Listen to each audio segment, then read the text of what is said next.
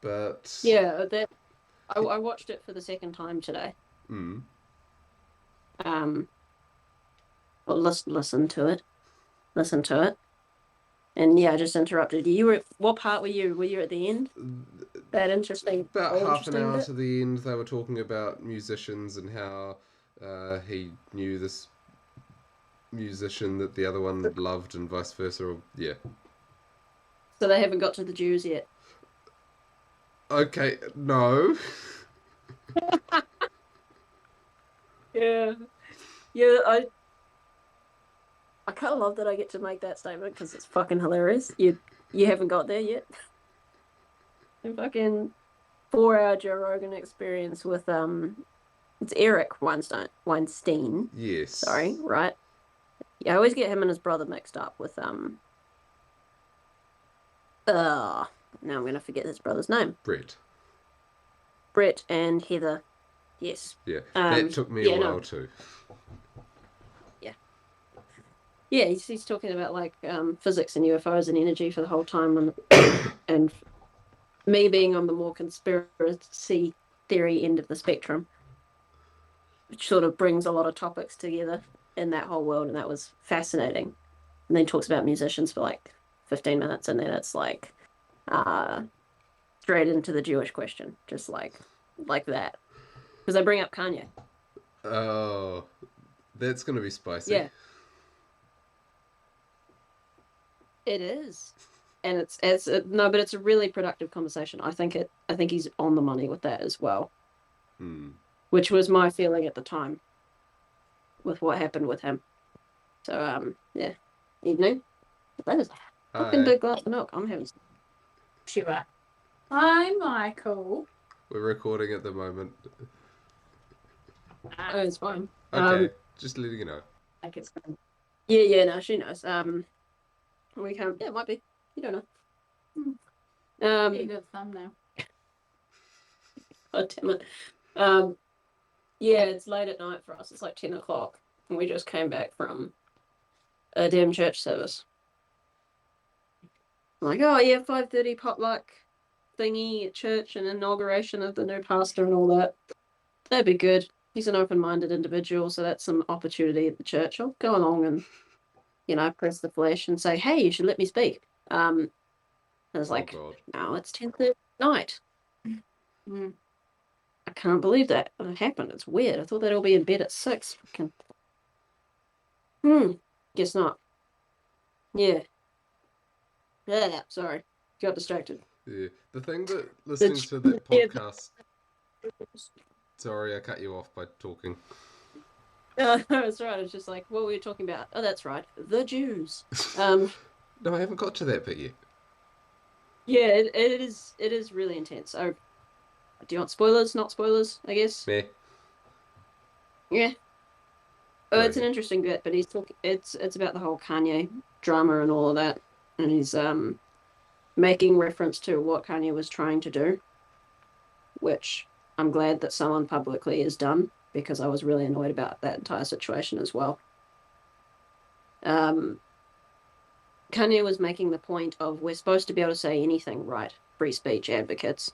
So he goes on all the free speech shows and says the things that you're not supposed to say. And he's also making the point about Jesus loves everyone and we're supposed to be able to forgive everyone, right? Hmm. So he's doing that too. And people are like, no, you're not allowed to forgive everyone or say you love everyone. And no, you're not allowed to say things that we disagree with. He's like real world trolling. But Yeah. I think he believes it because he's like, gravely mentally ill in the best way. Hmm. I don't want to just repeat what was said on the show. Like it was a good conversation and he's right on the money with that. But seeing as Well, you haven't got there yeah, I'll look and forward we're to it. on, yeah, it's interesting chat. The physics is far more interesting to me. Yeah, that was the main thing. Like I finished watching it for the second time today, Yeah, because listening while at work, and yeah, it's the idea that if what's seen as UFOs or classed that way in our day and age is real, then what it implies, real in the sense of there is some intelligence doing a thing that's not just ball lightning or physical phenomena. The idea that there's someone more intelligent than us looking at us. And Mm. from my perspective, it's like, beings that can manipulate space and time and do things that appear impossible to us. Yes, yes, old stories about encountering beings that can bend space and cause lost time when you encounter them. Yes, these beings were encountered and called by different names back then. But the encounters have not started They've always recently. been, Yeah. yeah, no, they've always been here, but they sure as shit have ramped up recently, which is one of the points he made about the nuclear testing. I think this would be an interesting conversation. I don't know if we should actually do it tonight because it's like Yeah, it's too late, and we have some inside baseball kind of things that we want to talk about, which we could do here or we could do after. Inside baseball? But so Not familiar with the term you know, inside baseball. oh, if we were to talk about how we were planning to go about our channel or our shows or whatever, that would be inside baseball. Okay. That's the idea. A conversation about a thing that's like within the industry. I think that's the expression as far as I understand it. Yeah. What? One of the things I noticed in the podcast that not so much what it was about, but what Joe does, it's part of what makes what he does work, is he's not afraid to say, I don't get it. And just bring forth the explanation, because someone else that I saw was saying something similar, like, by not being afraid to ask the stupid question, or be the idiot in the room, the half of the people who are afraid to be the idiot in the room but still have the question get the answer. And if you're on a podcast trying to say, yes, I'm also smart, I don't need to ask any questions because I just get it, then it's like, yeah, boring, I don't understand. There's lots that I want to ask. That I'm really, really glad that he took that tact in that show. Because this guy's been on this physics topic for like 40 to 50 years and pushing it and doing so publicly, but not in the realm that it's connected to now with the UFO statements he's made. And he goes into that in the show. And I remember all the times that he's been on and some of the things that his brother said. He wouldn't let this conversation about what happened to him in the physics community and his being shunned and all of this, he wouldn't let it be told. Like, he's been on the show before and has been like, no, I'm not going to talk about that. When his brother was with him and egging him on to say, you need to talk about this. He said no. For very good reason. I imagine it's quite emotional to have, like, you know, your life's work done over in that, especially when you seem to be pretty right. What's going on with this? I thought it would be also, we should definitely do another show on this. I think it'd be interesting to have the conversation about that kind of more out there topics, which I think is again funny because, like, each of us is the image of the opposite that we are, not of each other but of ourselves. Yeah, I'm the engineer who spends my day working on technology. This image of, like, but you have this image of, like, totally happy out there exploring the different, you know, astrological trait things, but you're like, I got the books on permaculture and da-di-da. I've got ham radio and you're actually much more a hard scientist kind of personality. You're like, I'm not going to invest in this theory until I have evidence. I'm going to just take the straight and narrow. No, that's not proven, and like, that's you. Yeah.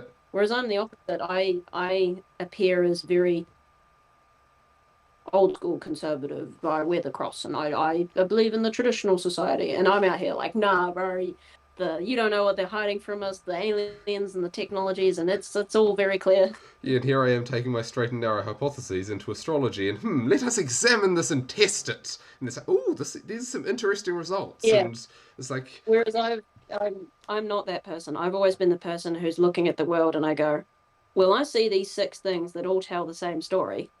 I'm pretty sure that's the damn story. Do I have evidence? No, and I never will because it's being kept from me. Like, that's the way I've always gone about it. Yeah. You know, like I started to see the military industrial problems when I was like 12, and a lot of this feeds into it. But anyway, my point with that was I think it'd be really interesting to have the conspiracy theory conversations with you, almost like the drug conversation that we had the other day, and the lost couple hours that'll never be. We need to work out recording when we're talking off this one. Yeah, we just recorded and like I just had a conversation and it turned out to be a really good one, but that's beside the point. Yeah, and I've got more following on from that to talk about sometimes, like developments in. Yes, I think. Yeah. Yeah. I think that's where we should take the show. Okay, we'll do Inside Baseball for a minute. We had this conversation. It was a great conversation, and it was very different to what we've been doing. And I think that that's where we should go with this. The more relaxed, conversational, almost just a phone call between us that's recorded, rather than this like we're trying to tell you about what's happening in the world crap that we've been doing. Because it's in a sense we're going out into the psychological dark, poking around and trying to blaze trails through. Well, here's a starting point, and then here's a point we got to, and here's how we got there. It's not sort of saying this is how everyone should be, but it's like, well, we went along this path and we found some interesting things, and you might find it interesting too, and it might be vaguely applicable to someone's situation. I think that's important. I think that's also why I keep telling you to relax with these things. It's like, we're not here to give a presentation because we're idiots. Yeah. Like, we shouldn't be here going, I'm so smart, I'm going to tell the rest of them, they really want to hear it. No, the dialogue is the value. I was going to say, I've got like 6 things that I was going to say and I keep forgetting. Okay. The last one back, before the original one, it would be great for us to have the conversation around the more conspiracy theory topics because of your more straight-laced nature and my more pattern-based nature. Because the same with that drug conversation that I referenced is that it's really good, I think, to have the person who is straight-laced but is actually open-minded, because that's very fucking rare. Like, that's really rare, and you should be commended for that. You're very scientifically minded, but in the way that is actually the scientific method, not the scientific establishment. Establishment. And I'm the opposite. Science is product. Exactly. Whereas I'm the opposite. I am much more out there, like poking in the dark and trying to put together these theories that will never have, that do not have evidence in the mainstream for very obvious reasons. And I think it'd be interesting to have that conversation. And then the drug one is the same thing. It's like, I have experiences with some drugs in the past. That's important. And I have even none. just around alcohol, as you have none. Yeah. And you're that kind of straight-laced person. So I think there's a real value in a dialogue there, particularly when both sides are open-minded and on these opposite spectrums, which is incredibly rare. And then jumping back to the point before that, I was going to say about Rogan and his show, we were talking about the way he goes about it that makes him great. He doesn't always do this, and the times when he does it are really, really fucking annoying. Like, I remember he got in trouble with Crowder a long time ago about this. Oh, you remember? Had to go on Crowder's stream and like apologize. It was quite funny. The best shows are the shows where he shuts up and lets the guests speak. Fuck. Sorry, it's like freezing outside, even though it's summer. Oh, and I'm just wearing like a shirt. Yeah. Eric came on and spoke for like 4 hours, and Joe asked the occasional question, but mostly he just shut up and, I'm gonna sneeze forever now. God damn it. And those are the best shows. by far. He did keep asking the Look. same question a lot, I saw, in the sense of, so how would you apply this thing you're hinting at? So how would it work in engineering? So how would you make it happen? And And the reply was, I'm not an engineer. Like he did keep getting, he keeps coming back to this, like, bro, I'm a theoretical physics. That's what I do. yeah, the guy who I discovered am the neutron not is not the one who worked out how to do the next step, and the one who worked out how to do the next step. They're all Yeah. different people, and he's saying there's a thing here that might be I a don't- neutron. yeah. Because that Yeah, led to I everything potentially nuclear. discovered a neutron does not mean I can build a nuclear bomb. Like, I need some help. I think his whole point. It's also good to hear someone else on the world stage say, these people aren't fucking adults. They're not responsible. They're not in charge, and they cannot be trusted with the future of the planet. It's great to see someone walk onto the Joe Rogan show to call out the failures of the most prestigious universities on the planet, the most powerful governments on the planet, and just say, I'm going to go around you because you're children, and I'm not dealing with you anymore. I'm sick of it.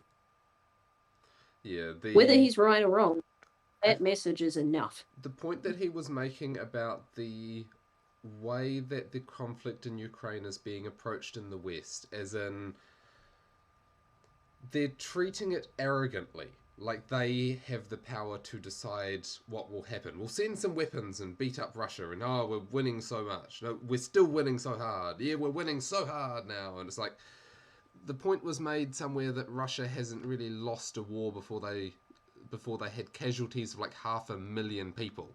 So, and that's their long-term strategy of how they have always fought wars. And it's like, I'm not a geopolitical expert, but that was what I heard. And it's like, okay, yeah, that puts the whole situation in a different light. And Russia has nukes, right? And they backed out of the nuclear treaty just now, recently, and it's like, you're poking a bear with a nuclear button here. There is a bad idea here. It's like, irrespective of the morality of invading Ukraine, there is the fact that that's formerly the same country in many senses, although there's been a great deal of conflict and shifting borders over centuries there, so it's a big mess. But, like, don't poke the guy with a nuclear button. You work out your position, you have a negotiation so that that button never gets pushed. Because it's bad. Yeah, you don't start a war with a nuclear armed power. And more importantly, and this is a conversation I had with an Indian guy who was in the Indian army once upon a time. I don't understand this. I really don't understand these fucking stupid idiots who are running these nations. Russia shouldn't be an enemy. It should be a fucking ally. And they could have been for the last 20 years. Against the real threat. Same with India. And we would have the entire world aligned against the one problem country that there is, China, exactly. And we wouldn't have to worry so much. But it's like they're wanting us to lose. Every single move that they have made has failed spectacularly. They're not towering intellects in the White House or the Defense Department. They're children. They're isolated from the consequences of their actions, and if you take a step back, in our society we grow up surrounded by machines where you make it do what you want by pushing a button. And if it doesn't do what you want when you push the button, either you're not pushing the buttons right or it's broken. So you need someone to come along and make it do the thing you want. And everyone grows up learning to relate to the world as it. You push the button, you make it do the thing. You've got a hurricane bearing down on you, you drop nukes on it. Whatever, you make the world do what you want. You have an issue with the weeds out competing your crops, you make pesticide resistant crops so you can wipe out the weeds, and then the problem is solved until the weeds adapt to the pesticide. Then you need more and more and more and more and more. And the world is complicated, and you need to know that you don't understand it in a very fundamental sense. And if you're in a culture that where your house is made of bits of tree and you eat bits of animal, then you're very much linked to that. But if you eat little processed packages of food that you buy in little packets from a place made by people, and you live in a place where it's all made by people, so you can everything works according to the rules and came out of a human head, you're not constantly confronted by a world that doesn't care about your rules. And then you meet other people and think you can push them around like that. And if you are the sort of person who's risen through the ranks for your whole career, trying to climb over other people to do it until you're at the top of some government, then you expect to be able to push other people around like you've been pushing other people around all your life. And they're in another country and they don't care about your ego. And yeah, it won't change until said people get a real kick up the jacksie by reality, or at least have the kick not intercepted by their minders, who also insulate them from reality. I think there's a bit of death of God going on there, because it's the death of the unknown, or transcendent, same thing. We, like you were saying, we live in a culture or a society where everything is a known quantity, or a possibly known quantity that could only be manipulated if we figured out how, and we can always figure out how because we're the smartest things. There's nothing bigger than us. Yeah. Look at Star Trek. They only have to work out the right way to modulate the phaser to solve the problem. And some clever trick There is no problem, there is no anything that's so big that we can't solve it. That we're the biggest, baddest things in the universe and everything should bow to us and do as we will. There's nothing out there that could possibly humble us. I'm tempted and when you have to that laugh, attitude, it's but the it's same. so scary. It's the I it. It's the same thing they're saying. I think that's what Nietzsche was getting at with the death of God. It was like, you no longer have a relationship to transcendent unknown. So you think that everything is within your reach and you try to make it so. Which means, there's nothing stopping you from remaking the world into whatever you like. It's a little bit weird to be an engineer who's learnt for fun how to make electrons jump through hoops to do very clever things, and at the same time agree totally with that statement. Like, yes, there's some clever things we can do, but having had some small encounters of my own with like the horizon of potential human knowledge, it's like, oh, I saw, metaphorically speaking, a glimmer there, that I encountered something that's okay, it came to meet me. Where it came from is far beyond where I can comprehend, and the conceptual structure that I use to understand that includes things as far beyond it as it is beyond me. Not in the sense of comprehends, but in the sense of, like, we're little. No, we're really little. Human-sized things are important to us, and we are important on a human scale. You're important to your family, and that matters. But on the scale of the planet, on the scale of the solar system, on the scale of spiritual realities beyond what we can comprehend, we're motes of dust, and we couldn't comprehend it. I disagree. Okay. I abhor the argument that when you get up to the global or the universal scale that we're specks of nothing and we don't matter. I hate that shit with a passion. So how do you square our scale, the relative scale differences? Do you think consciousness is irrelevant? No, but I think that consciousness, it's like one drop of water in the ocean. We have one drop each. There are some who have buckets, and there's the odd whale. But that doesn't mean that the drops are nothing. We're important to other drops. And the specks of mist, sea mist sized drops that come past are dwarfed by us in turn. I think there's nothing more important or valuable in the universe than creatures that can, through conscious choice, transform chaos and entropy into habitable order or especially beauty. Consciously, by choice. I think there's nothing more sacred in existence.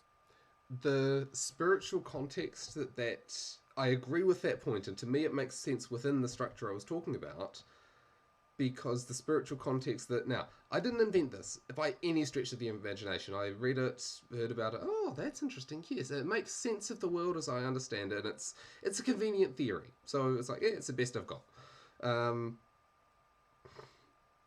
According to that theory, we start out as the tiniest speck of consciousness, the simplest form of life, work our way up over long periods of time, developing, and then once we reach the pinnacle, the ocean becomes one again. It's a cycle from creation through up back to unity, and so that separation off and unifying again, that we bring ourselves back to the universe itself. This is a very loosely sketched out structure in my head, but yeah. I think we should stop there, because we're wandering straight into our metaphysics topic. Yeah, that we keep putting off. And it's starting to deal with like reincarnation and stuff, and it's like, okay, one thing at a time. We're gonna do a wee short thingy. Yeah, we'll have to do structure of the psyche and nature of masculinity and yeah. Future. We'll have a wee inside baseball chat after this about what we're planning to do next. We're going to record tomorrow night on something that'll be different and interesting, and we alluded to that earlier. So I'm hoping that'll be where we can get into more interesting stuff in a different way than we are here. This might be the final version of this show. I think we should keep this going in a sense. Yeah, it's different. Well, I guess we just have to figure it out. But what do you think about the physics side of the conversation that you were listening to? Because you're basically done with that part, I think. Because I feel like that's the important thing, and that's, we're like 40 minutes in or whatever, but that's what we should be talking about.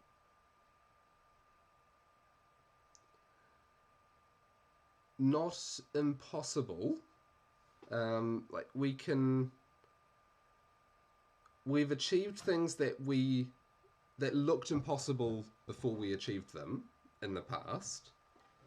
So I'm not saying that new physics, which lets us possibly achieve what UFOs appear to, or are reported to be able to do, but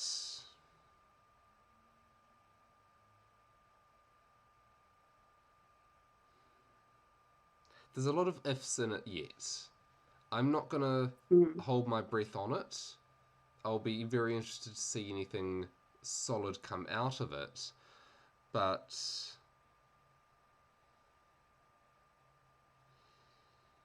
I am massively underqualified to be able to judge it. I am not a physicist. I've got a BE and that's it. Okay. I think we should actually just leave it there. Yeah. Because we don't have the time to delve into anything any deeper, which is part of why we're doing this different experiment tomorrow.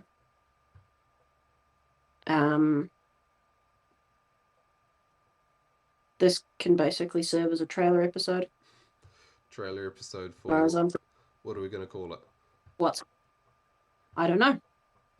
We can have that whenever we debrief after this and figure out where we're going for tomorrow. But I like Fumbles in the Abyss. But we'll see what... It's very you, fumbling in the abyss. That's very you.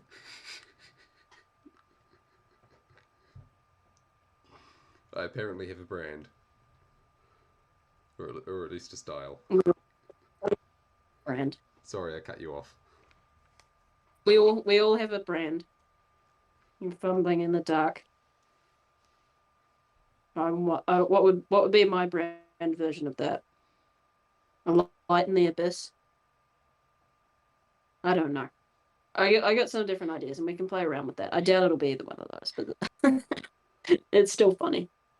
I was thinking of Skyrim. Yeah, would I? Actually, one of the ideas I had was a video game reference, The Dark Room. I was thinking That's not a great reference. darkness rises and Silence those. Oh god. Well, this can just be teaser thingy, I suppose. Lol, you expected a show today. Don't you still have one in reserve to post? 2. Yeah, so by the time this comes up, those have already gone up. Yeah, if we even release this one, it's been such a fucking shit show, so maybe, I don't know. Yeah. Yeah, I don't know. All that aside and done. What were we gonna do? There was some inside baseball that I wanted to talk. What were we gonna do? We got all those topic ideas. We want to do conversational kind of show like we did the other day, not show, our recording. And it was much more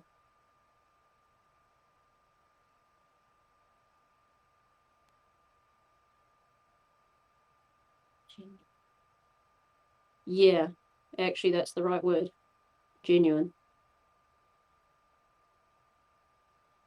I think in this you were trying to like say things. Whereas I find in our conversations in general you're more acting as the curious partner. Like you were describing Rogan as. Because in these Which is interesting that there's that.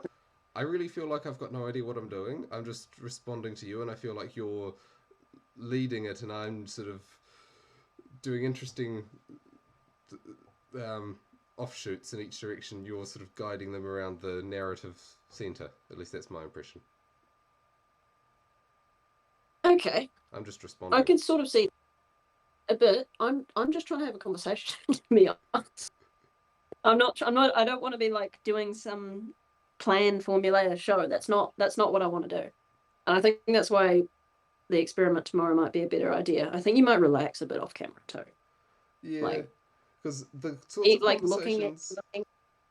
Yeah, the sorts of conversations we've had off camera generally involve a level of vulnerability in terms of dissection of our own psyches and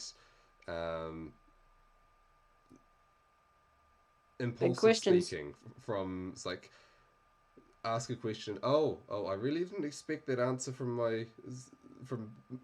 my subconscious to pop up. Okay, I'll just say it as it came and then deal with it and open it. That's what I want to do. Well, if anyone I know ever watches them, I hope they're nice about it. Probably, yeah. I'll just I think try. Like they'll love you. Like from that conversation that we had, the point of vulnerability is what makes people like you.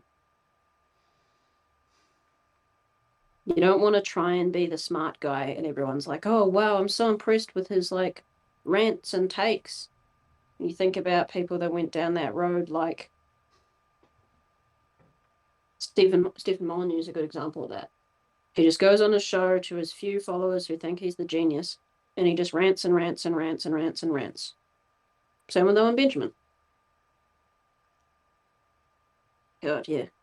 He came up on the show. I thought fascinating. I agree with you on that. I know I have I have an inclination to want to do that, which Peterson's doing that now. Is he? I've lost so much respect for him. Every time I hear his interview, I'm just like, shut the fuck up, Peterson. We've heard everything you have to say 1,000,000 times, and you're like talking over people who have something to say we haven't heard. There is one thing he can't say anymore, though. That he's a clinical psychologist.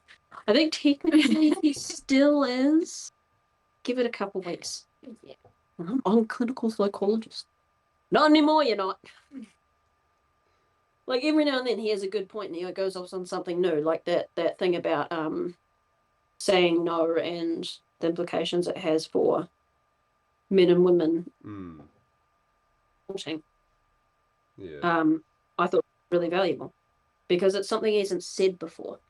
he always repeats the same stuff and it's annoying. And then but more or less, he always interrupts his guests. He doesn't let them talk, which is why Rogan's way better. Unless it touches on something that he cares a lot about, like when he kept jumping in on the remote viewing shit, or he really goes after Eric a bit on his comments about stand-up. Of course he does. Because he does, I want to try and avoid this. It's something that's really annoying to me. Public figures who are having a genuine conversation will try and jump down the throat of the other person when they mention something that they care about. They never just let the person say their full argument. They're always like, you hinted at saying a thing I disagree with. I'm going to go right at you, right now. Which is what got him in with Crowder. Because he like forced Crowder to say, I'll say it, it blew my mind and I stopped watching Rogan for this reason for a while. He had Crowder on, he was talking about all this political stuff, and it was a good conversation. And then he asked him, what's something you don't have a position on? Because like you have positions on everything. And he's like, the whole like marijuana legalization thing. Like I don't really have a position on that. I haven't thought about it. I don't know. And then Rogan spends like the next 45 minutes laying into him, trying to get him to agree to his ideological point of view. Mm. And Crowder's just sitting there like, bro, I'm not gonna, like, I don't have a position on this. You're trying to, like, I don't know what you're doing. You're trying to convince me. Yeah, and then like the show ended. Yeah, it was Crowder's one of those people so shameful. He's got. Yeah, that's what He's that's what happened with Kanye. That's what really fucked me off with the Kanye situation. Like I watched him on Timcast. I didn't watch the Friedman thing. I was so annoyed that they just didn't let him speak. These people that will never fucking shut up about free speech is the absolute. They get someone on to say their piece and they won't let them speak. They'll keep disagreeing. They'll keep interrupting. No, you're wrong. No. It's like, he's trying to make a point and no one's letting him make the point. Yeah, he stormed out of that. As he should. Yeah. As he should. If you're going to make a point, you like, if you believe in free speech, as all these people claim to do, which they don't, you let the person say everything they have to say. Then you reply. You don't let them say the first 2 sentences and go, oh, no, I have to jump in here because you're wrong about this and don't you mean this? It's like, you don't do that. I was listening to that episode and I was listening to Kanye, and every time the person jumped in, it was like, shut the fuck up. We're not here to listen to you. We're here to listen to him. That's the point of an interview. We're not here to listen to the interviewer. We're here to listen to the interviewee. If you're a great interviewer, you don't need to speak at all for the whole show. That's what a great interviewer is. The occasional question, like when I think about the Eric Weinstein show. Weinstein? Fuck it up. Stein. Yeah, because one of them's the child rapist CIA asset and the other one's a great physicist in my estimation. They met and they had a weird, he told a story about that on the other show that he was on. Yeah, I think about the first part of that show with the disagreement, forgetting the disagreement that happens about stand-up later. I don't really remember Joe speaking at all. He did, obviously. He asked some questions and he probed and pushed a little bit to get him to say what he needed to say. But I came on to that Joe Rogan show to hear the guest. That was the point. This genius guy has rocked up, and every time Joe opens his mouth, it's like, bro, you're stupid compared to this person. Shut up. And I get that feeling with Peterson now, which is so annoying because I had so much respect for him. You know, I was going to frame a photo of me and him meeting and put it on the wall. I don't know if I will. Because he has these guests on who are experts in their field, and he just doesn't let them talk. You know, every now and then he's like sort of, he is actually having a good conversation and throwing in some things that he's sort of come up with on the fly, which is great, but it's not a lot. It's always the same story again and again.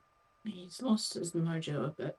Yeah, he's the one that taught me that you need to be on the border between knowledge or known and unknown and generating knowledge as you speak. Yet he's just a script now. Like, I know what he's going to say, and he'll always say it. The same thing, again and again and again. Mm. It's so annoying. Like, there's something that really bothers me about a lot of public figures. Like, this is the internet. You need to understand that whenever you speak, you better say something new. Because everything else that you've said on the internet, we can all just go and find that. You don't have to say it twice. That's like the whole thing. I There's think a that permanent record.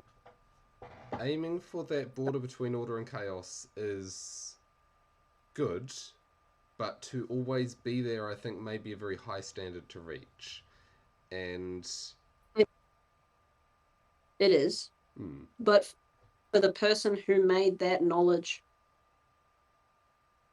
popular in pop culture, who made it famous in the intellectual world effectively, he at least shouldn't be a repetitive script bot. Like, at least most of the time. Like, even if he said some things that were the same here and there, but he was sort of being himself and genuinely being new. It's like, no, he tells the same stories, word for word, all the time. Like, I can't really even listen to him because it feels like a waste of time now. Mm. Kind of like, I haven't listened to Exactly. him enough to have a emotional investment in either side. Fair enough. He was rather significant in my development. Mm. yeah, mine. Oh, that's why, because he was significant in mine. Oh, fuck. In the late as. It's like 11 o'clock now. Jesus. I had a want to talk about some inside baseball stuff with you now, and I've sort of forgotten what it was.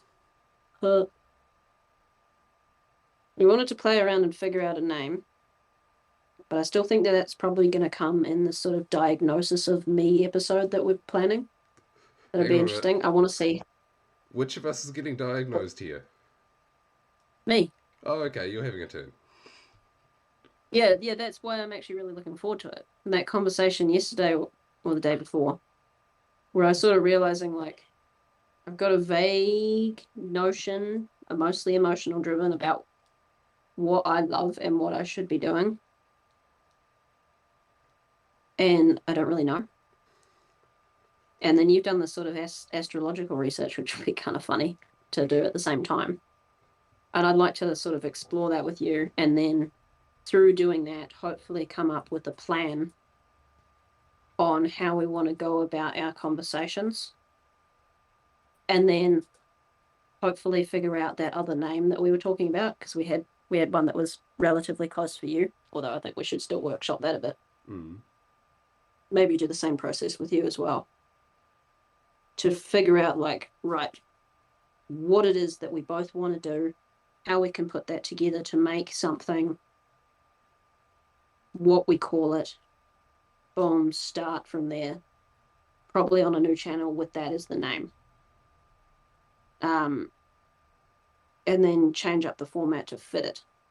Whereas we've just sort of like, let's record in front of a camera for an hour and see how it goes. And it's like, you're like, yeah, it's good because we have chemistry and we both have interesting perspectives, but it's a bit. As a first step, it's good. I don't know any other step to take, so we might as well take this step. It works well. Yes. Whereas I feel like we had a bit of a revelation on that, like 2.5 hour call. So I want to try and emulate that again, and then use that as a way for us to make the next step, and to figure out what it is that we want to attempt to do with this conversation that we have. I'm feeling like that trailblazing in the dark, because there's lots of things about development of the self and integration of aspects of the self that I might be wrong on this impression, but I get the impression are mysteries to a lot of people, and certainly to me. And I've found our conversations very helpful on those. And I recently had some success since our last talk on that was quite enlightening. Um, and well, should I go into it now? No. I think we should wrap this down. But yeah, keep going your point. I'm just saying I'm happy. Yeah. So it's like you talked about we were talking about the vulnerability. Not many people either give or receive the chance to. Here's my internal struggle. Here's the pain I had. Here's the thing that I found that was, or here's the struggle. I hear a voice screaming in the back of my head every now and again when I listen to it, or when I listen for it, and it's been there for years and I have no idea what it is. I found out what it is, which... Okay. Yeah, but that sort of idea You're talking about live therapy.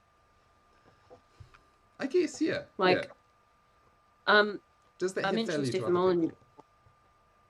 Exactly. I mentioned Stephen Molyneux before, and one of the things that I really like that he does is he will have someone just call into his show and like explain their problems, and he will walk them through in painful detail, like a live therapy session where he attempts to solve all of their problems within like a couple of hours. It's really intense, and some of the people that call in have some fucked lives. Like, he's really good at it because he does it like every day. But I think there is an immense value to hearing someone publicly be vulnerable and say, here are the emotional problems I have, or my mental state, or my worries about this, that, or the other thing, and working through to find a solution and find a path forward for that, and making a plan to go about it in their life. Because at the end of the day, everyone on the planet struggles with some form of, I don't want to say mental health, that's got such a tinge to it that I don't like. Internal conflicts? Yeah, we're complicated creatures. We're really complicated. And we all have problems. We all have problems. Yep. Some really bad. And I find it's not, at least personally, it's not about making a plan as such, although that's a useful end product. It's about something's not working in here. Oh, that bit's crazy. Yeah. What I'm just trying to get at the thing, like, no one is brave enough to be vulnerable on the public stage and say, I have these. It is. But I think that those who get the closest to it are the most successful. And those who do only mask fail. Oh, yeah, we're taught in this day and age that we shouldn't be vulnerable because that's bad and that's weakness. Exactly. But that's human. Yeah. Like, that's the most fundamental thing. We're all weak, vulnerable, and we know it. That's what being human is. And, everyone's like, oh, we need to help people with mental health. We need to, really care for these people. Give them meds so they shut up their mental health. Yeah, exactly. That's what they mean, is we need to drug the shit out of them so they stop talking about it because it scares everyone. There was a quote... there was it. It was from that Jordan Peterson interview with that woman recently. I think she said it, but guys in a psychiatric ward who'd been comatose for years, during the Blitz in the UK, they didn't have enough people to drive ambulances, and these guys who'd been comatose for years, just psychiatrically broken, rose from their beds to drive ambulances. And was it? No, it wasn't her. It was somewhere else I heard it. Another podcast, I think. But that was it. The takeaway from it that these two guys who were talking about it got was, give a man a purpose and he will happily crawl over broken glass to fulfill it. And these guys rising from their comatose state to drive ambulances was an example of that, and getting to the point where psychologically where that makes sense has been a hell of a journey. But I've just started to see about that, and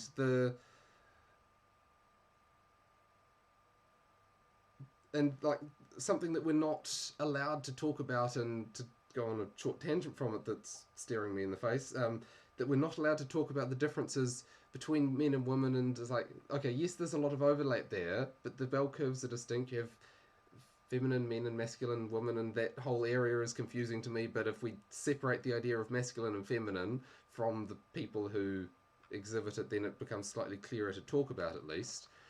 But then there's sort of embodied differences in there that there is a lot of confusion about that in the world these days, and I don't know how to sort it all out, but there's a few strands that can be made to make sense.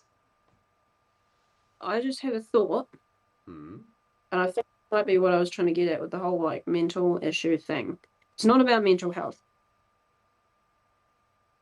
All of these public figures that we keep talking about keep standing up and saying, I know the answer to this question. Hmm. Listen to me. I know, I'm going to tell you, I know. It's tempting. I don't know who it was. Was it Plato that said that all learning is remembering? It feels like discovery. When you learn something properly, it feels like you're discovering it within yourself. Hmm. I think that everyone in the public space is saying, I know, and I'm going to tell you. I can't really think of people who are in the public space saying, here's a question, or here's an issue that everyone deals with that has been answered already, and working through it for themselves in a public way. Like when I was getting at with like mental health, everyone can relate, whatever. I have a question, or I have a feeling, or I have a problem in my life, and I'm like, fuck, how do I deal with this? And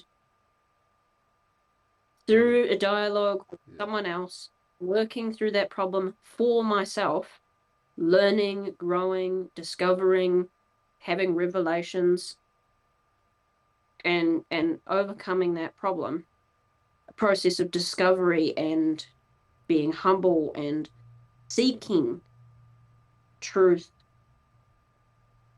on an individual level. I think that is really valuable for a third party to hear, because you don't get to tell people the answers. And you're not Someone modeling comes the to you. answers. You're modeling trailblazing. You're modeling searching for answers. Yeah, the process. Hmm. Someone comes to a therapist and says, I have this problem in their life, and the therapist immediately goes, I know how to solve that. They can't tell them. The therapist doesn't just get to say, right, do this, this, this, this, and this, which is trouble that we've had, because I can't help but do that sometimes.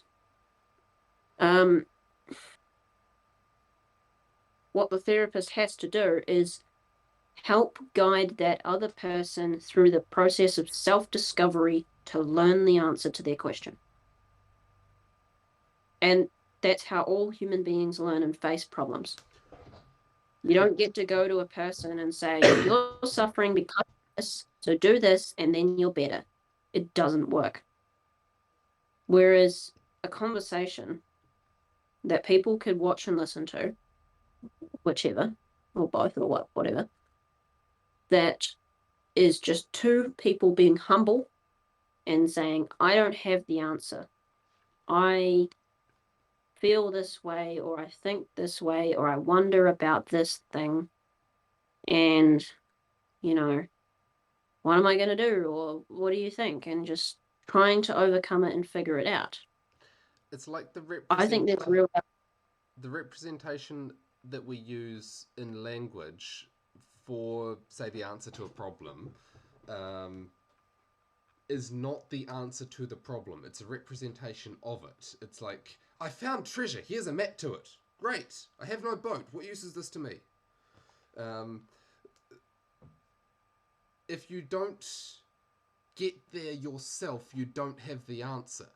You have someone else's description of how great it is for them. Well, good for you. I don't know how to do that. And Yeah. yeah.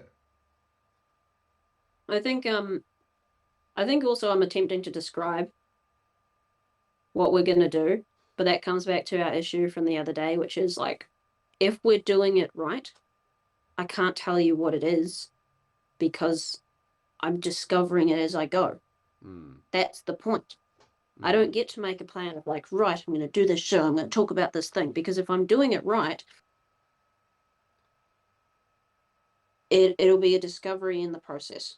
We need a starting point. Like we don't even know the process or the niche that we're trying to put our finger on, because if we did, then it would be a known quantity, and at that point we'd just be being scriptist, mask wearing people trying to make a product, and then we'd be false and ingenuine, and we wouldn't be doing a genuine act of discovery, which is what this has to be. This has to be generation and discovery, every show, every word. Otherwise, we're nothing but scribes. And I'm not doing scribe. I'm not doing political speech. I'm not doing, like, I have my opinions on those things, and some of the videos I have made have been political rants, but they've been rants based on a thing that I generated that day and then started speaking about it. And the first bit's really ranty, but then the last bit is generation. Like, I'm coming up with ideas as I go. And that's the key thing. Don't know where this is going to go. I had an idea of where we could shift it to that I think would be more genuine for this process. But at the end of the day, I think the only way I'm not playing a known game. I won't do it. If this isn't genuine discovery for me internally through the spirit of dialogue, then it's not worth doing. So I don't know what the show's going to be. And I don't know where it's going to go. And I don't know what we're going to talk about. And if we're doing it right, we never will. But one thing I think you can say is that if we're doing it right, it won't be easy. Because if it's meaningful, then, like, sure, we can easily talk about various topics and things about the world, but the most meaningful stuff is that which is most difficult. It's like the idea of what you most need to find is where you least want to look. The greatest personal growth is in the most painful acknowledgements of in your most painful failings. Yeah. And that's why we have to go to the place that no one wants to speak of, including ourselves. The Holy Grail will be found in the forest, at the place that looks darkest to us and we don't want to go. That's where you enter the forest. That metaphor carries on a little way, because the Holy Grail was the cup that brings rejuvenation and rebirth. By the new life. Yeah, by going to the darkest and facing the dragon that guards that gold, while that gold may not be of use to others, the example of here is how to face a dragon in your heart is a gold of its own, and that process is more easily copied, even if you end up facing a different dragon, which anyone who thinks they don't have a dragon doesn't know. And it's a never-ending process, but yeah.